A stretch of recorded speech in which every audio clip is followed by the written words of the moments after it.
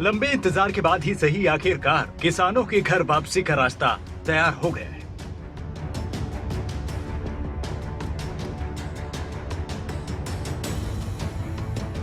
एक साल 14 दिन का किसान आंदोलन कुछ ऐसे खत्म हो गया।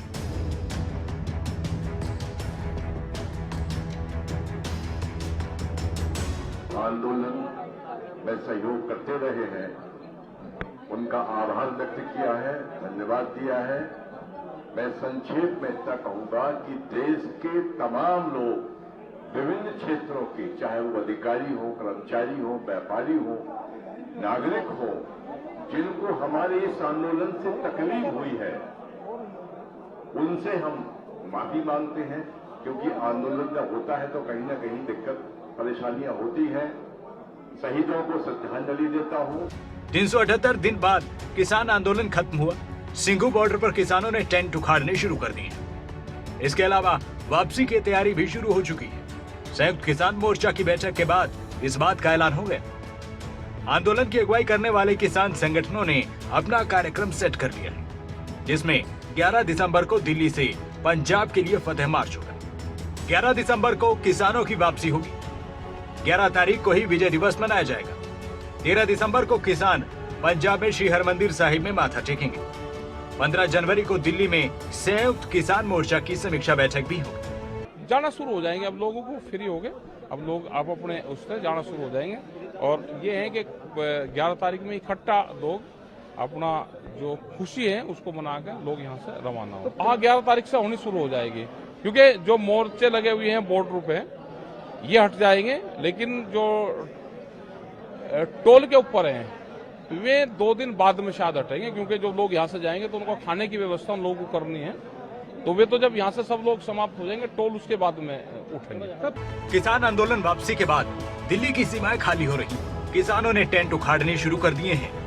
बंद पड़े टोल प्लाजा खोलने की तैयारी। कृषि कानूनों की वापसी के बाद एमएसपी की गारंटी को लेकर पेंच फंसा था। एमएसपी को लेकर केंद्र सरकार कमेटी बनाएगी, जिसमें संयुक्त किसान मोर्चा के प्रतिनिधि शामिल होंगे। सरकार ने किसान संगठनों को भरोसा दिया है कि अभी जिन फसलों पर एमएसपी मिल रही है वो जारी रहेगी। एमएसपी पर जितनी खरीद होती है उससे कम नहीं होगा। सबसे बड़ा पेंच केस पर फंसा था, जिसे तत्काल वापस लेने पर केंद्र राजी हो गया है। किसानों पर दर्ज केस वापस होंगे।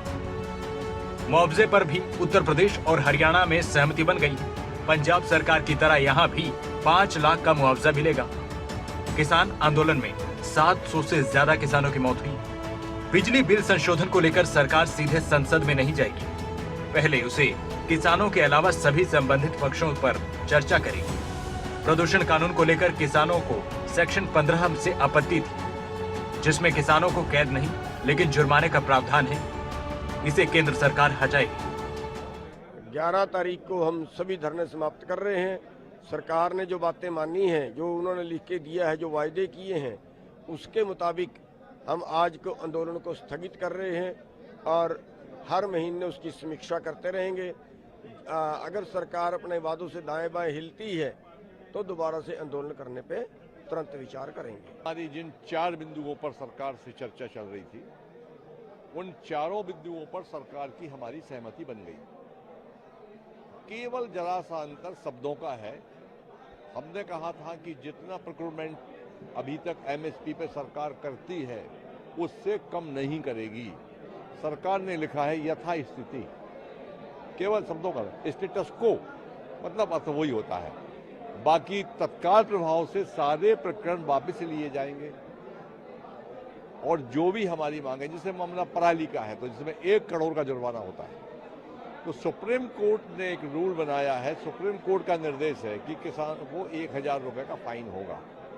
तो वो सुप्रीम कोर्ट का ऑर्डर होने की वजह से उसमें सरकार कुछ नहीं कर पाएगी। बाकी सभी मांगों संतुष्ट हैं। सरकार का बहुत बहुत धन्यवाद है।